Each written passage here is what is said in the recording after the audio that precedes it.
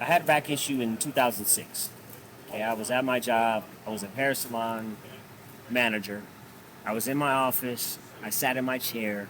It turned, so I turned in the chair and then my back went out. I fell to the floor. I was on the floor for about 2.5 hours before anybody saw me. Screaming and hollering. Nobody heard me. Finally, I get up and, get home or whatever. And the next day I end up going to emergency room.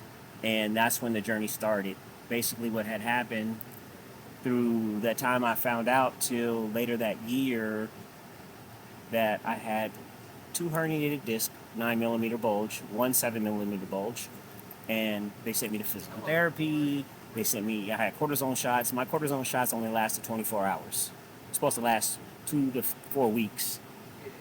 After going through all these other things, I ended up getting an MRI and a CT scan. Well, my MRI noticed that, yes, I had the bulges, but also I had a bone spur that was severing my spinal cord. Before having the MRI, I had a 50-50 chance with surgery. That wasn't good enough odds for me. So when I finally got the MRI, I had a 90-10 chance. I said, well, doc, you can sign me up tomorrow. That was Christmas week, so I couldn't get it done that week, so the following week I did. 2007, December 28th, I went into surgery. Successful. First surgery ever.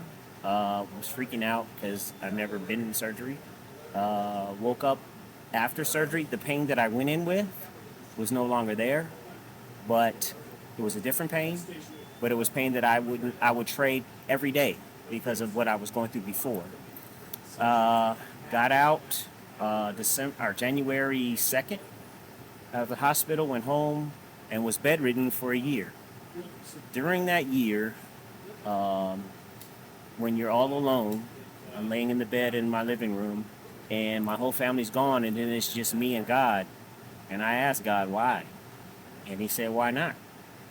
So what I went through after that was a transformation. I really started to find out about myself because the only person I was spending a lot of time with was myself.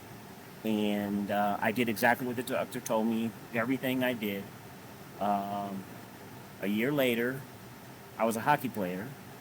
Uh, I jumped back on the ice. I ended up working at an ice rink in Ontario, and it started all over again. And it was like the most amazing thing. People were like, there's no way you could play again. And I did. So don't take whatever life throws you as something that's going to stop you.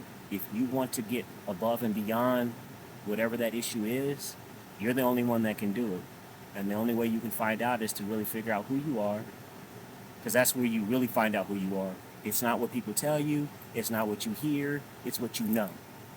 And if you and your maker are having those conversations, you're going to get the right answers.